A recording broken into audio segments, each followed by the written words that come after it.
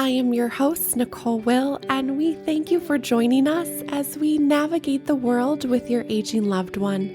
We are here to come alongside elders, family members, and the senior living community as we explore the world of aging and elder care with helpful resources, informative interviews, and approachable conversations. We get to do this together, so join us on our journey, and this is the willGather podcast. Hi, everyone. Thank you for joining us. We are so happy to have Jill Sauber, managing attorney at Sauber Legal Services, with us today. They offer holistic legal representation, comprehensive estate, and elder law services. Jill, thank you. We are so happy you could join us. Tell us, how did law find you? I always think it's so fun to hear how people are brought to the place that they're at. So it was a little bit of happenstance and I think a lot of fate. My background is actually as a mortician. That's what I did before law school. And I always thought I'd be a medical doctor, that I'd do surgery, and that was the trajectory I was on. Personal things happened. It was just kind of like stumbled into planning, like medical assistance, pre-planning as a mortician. Thought, wow, this is really interesting. I kind of want to learn more about it and help grieving families in a different way. And so that's kind of what led me into elder law. I think you've actually probably really set yourself up with your background for all of the things that you're doing now with interacting with families and elders and really understanding what they're going through, the place of life that they're in. I love it. Yeah, that's so great. We need people like you. I had been introduced to you, and I thought it would be so helpful for you to share with us, with our listeners, a little bit about questions that they have when they're caring for an elderly loved one. And right now it's really highlighted because of COVID-19. Families are deciding to care for loved ones in their home. And some families, had previously made this decision prior to the pandemic, but a lot of families are now specifically deciding to bring their parent, their loved one in their home so they can have that interaction and oversight of care, given some of the regulations going on right now. So really looking at what is the best way to financially prepare for caring for someone in your home and provide those services, whether it's due to a cognitive impairment or a physical limitation. I think that can be a really big burden. So how do we walk families through that? So plan. I can say that till I'm blue in the face. I think the sooner that a family can sit down and have kind of a family meeting or bring in the other professionals that are going to be a part of it. So maybe an elder law attorney, maybe the financial advisor or the insurance provider for that person. Bring in the in-home care specialist, get the person assessed, like have that meeting, that sit down with everybody.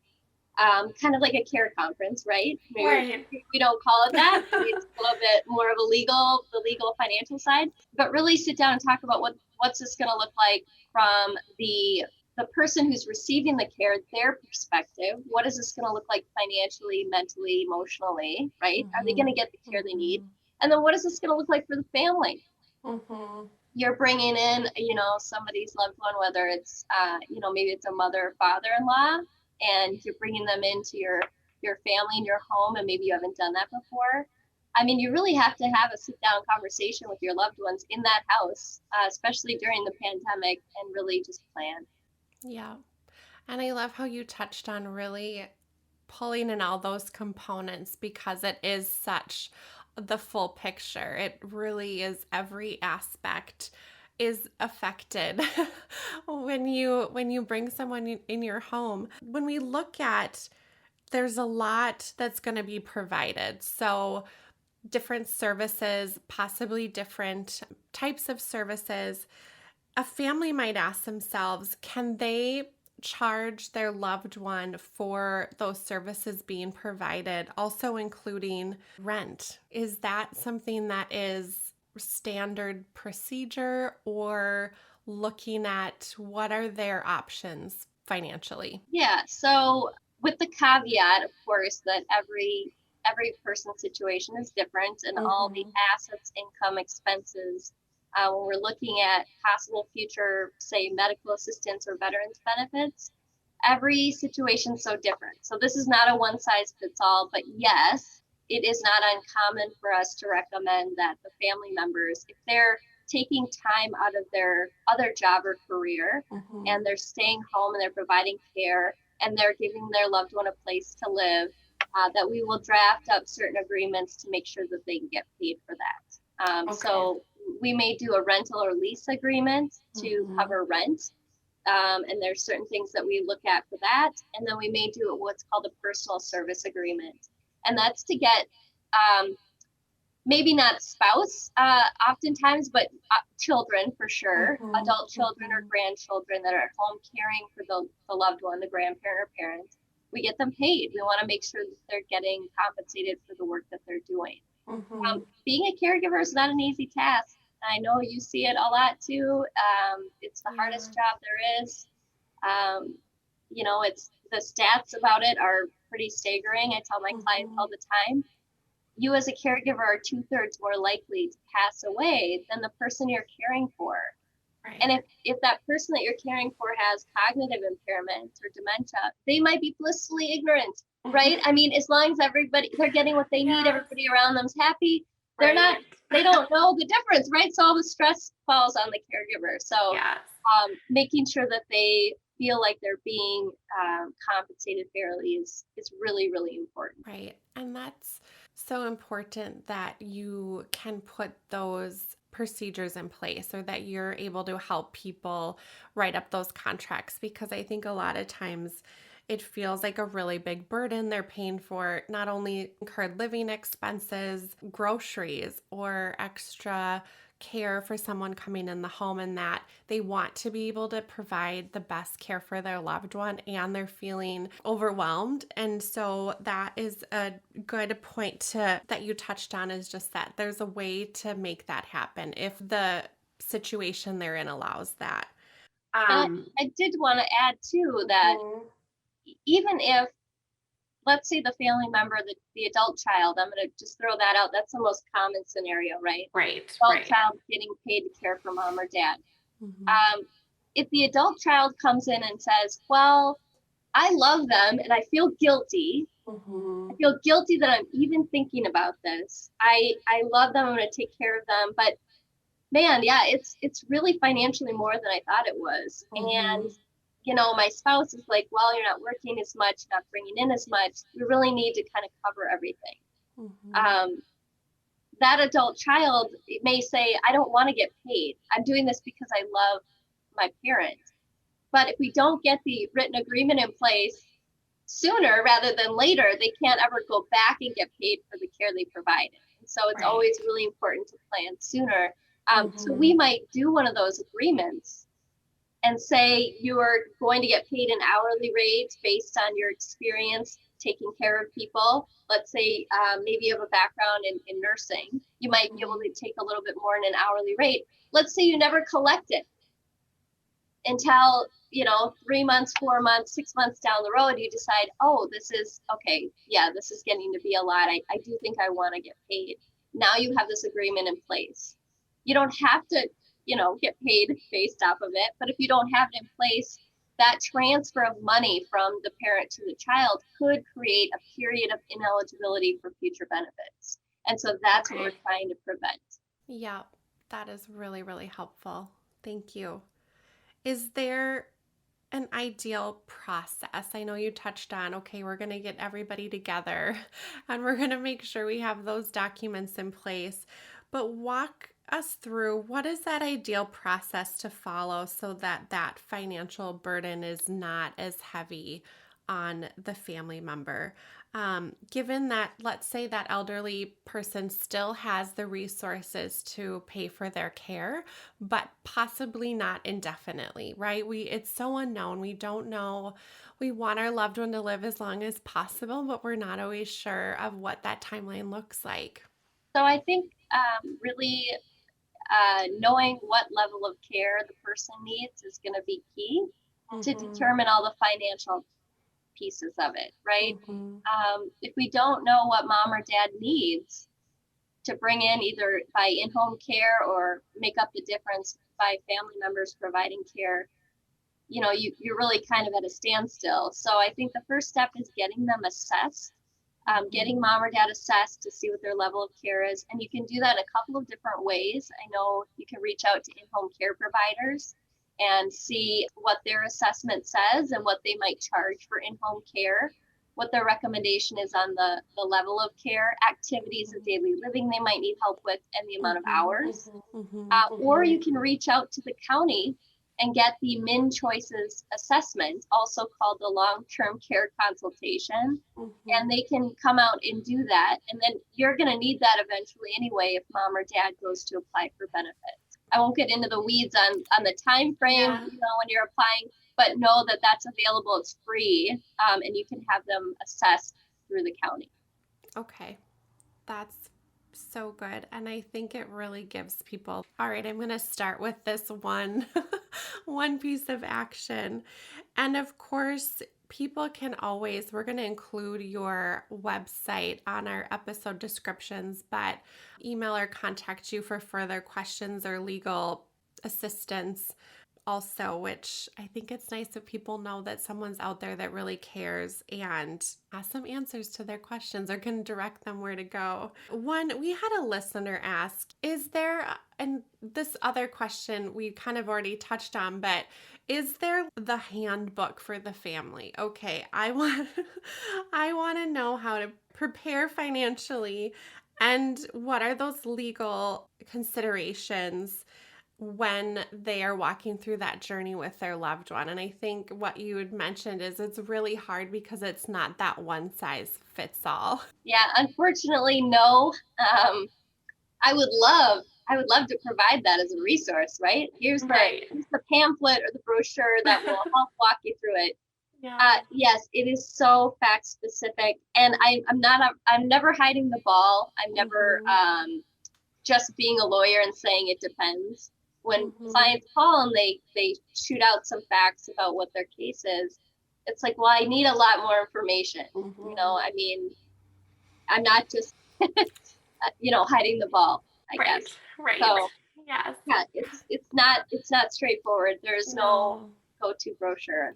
And it's so true. There are so many different financial backgrounds. There are so many different medical backgrounds, what their cognitive place that their loved ones in. It's really taking every single facet of that individual person and family and then really needing to put together a plan. And that's why we have people like you that can help people do that, because it is very overwhelming. And I think what I'm really seeing walking through it in my own family with loved ones, with clients, is that it's overwhelming and it is complex, and just providing that helpful information of let's pare it down a little bit and not make it so intimidating, and kind of just offer that let's start here and let's get this figured out and then we can continue to move forward. The other side of finances is the tax piece. And I know that again, it's not one size fits all, but are there some general tax implications that families can consider when they're caring for their loved one in their home financially? Yeah, so I think the big one is we talked about the personal service agreements. If you're going to get one of those in place, it's important to recognize that if the adult child is the service provider and they're getting paid, it is considered income to the child. So that might be a factor where they say, I don't want to do that. That's going to put me up in another tax bracket. Right. So that's one thing that we talk about. Gifts, transfers, or payments. There might be some tax implications. We do a transfer of, say, a cabin or a house, which I don't recommend that anybody does without talking to an elder law attorney. Right. But let's say that's part of the plan that we come up with. There might be, for the children that we transfer the cabin to, could be capital gains implications in the future. Mm-hmm. I think more broadly, if the children are actually providing care, providing housing, providing resources, groceries, all that in-kind stuff, right? Because they're living with them, they could potentially claim the parent as a dependent and use the medical deduction to offset some of the taxes that might be incurred. And so I always recommend that people talk to their accountant and sit down and see, what this looks like. Because the medical deduction can offset a lot of income tax or tax from liquidating assets to pay for care. If mom needs to take her money out of the IRA and privately pay for the care, there may be a tax implication for doing that. That medical deduction could offset that potentially. That's really practical. And do you know if, let's say, a family has added features to their home to provide medical safety, whether it's in their restroom, wheelchair accommodations, lift, if they've made some of those financial choices to put a lot of safety precautions in place, is that something that is considered a medical deduction? Possibly, yes. That's for the tax side of it. When you're talking about benefits, though, if they get reimbursed for putting those in their own home and the parents paying them for that, that could be what we call an uncompensated transfer. So that's where you want to be careful. So I think people should talk to an elder law attorney or somebody who knows more about medical assistance benefits. Because if they did that and they put these improvements into their own home, where the person applying for MA or medical assistance doesn't have an interest in the house, it could be considered a gift. Or a transfer for less than fair market value. One of our listeners had that question, so I think it's so helpful. Relevant, yes. So relevant. So kind of tying it back to what's really helpful and what's really practical for families, and where would you direct families to find this information? I know we've touched on obviously looking into an elder law attorney and possibly an accountant. Any last final words of wisdom or encouragement in putting families on the right path to set them up for success in this time in their life? I think find your tribe. I think that's for anybody, especially caregivers. And take it all in bite-sized pieces. So I think of myself as kind of a one-stop shop, right? Like I'm an attorney, but if people call me, I hope I can send them to the different places they need to go, even if I am not necessarily helping them right now with some legal advice. So find the people that know what you need, and that's not always an easy task. Call me. Yes. Call an elder law attorney, and if we can't help you right now, hopefully we can send you to the right place, whether that's a support group or an accountant or in-home care providers or an assessment provider, So don't Google medical assistance. It's like going on WebMD if you have a cough. You're going to think you're going to die. You're going to get overwhelmed. You're going to drink out of a fire hose. So just take it bite size, right? I mean, I tell my clients all the time, dump on me. That's what I'm here for. Put it on me. I will provide you what you need. I'll be your guide, and then we'll get through this together. I'm not going to tell you to do something that's 10 steps ahead. We're going to do what's right in front of us, and we'll have a plan in place that'll get us where we need to go. We all need someone like you. Just in terms of, you really broke it down and make it so approachable for families, and taking out that overwhelming piece, because it's such a hard time. And you can help them that, they don't feel so alone. And you are really in the field and you interact with a lot of professionals. and have your boots on the ground, so to speak. So I think when you're offering those recommendations, they're very well referred, because that is also helpful. Like you said, for us to go on Google, we just get so overwhelmed. And so I really appreciate you taking the time today and letting us all know about how to set families up for financial success. So thank you, Jill. Thanks for having me. I appreciate it. So this is Jill Sauber with Sauber Legal Services. The information that you've heard today is prepared and presented for general information purposes only. The information is not legal advice. Legal advice is dependent on your specific circumstances or situation, and I encourage you to reach out to a professional to discuss any sort of elder law issues that you might have. And because the benefits are case specific, I recommend you reach out to legal counsel in the state where you reside. Thank you for listening today. If you enjoyed our episode, please subscribe and give us 5 stars. In all honesty, we'd love to hear from you. Thank you so much for listening to our episode.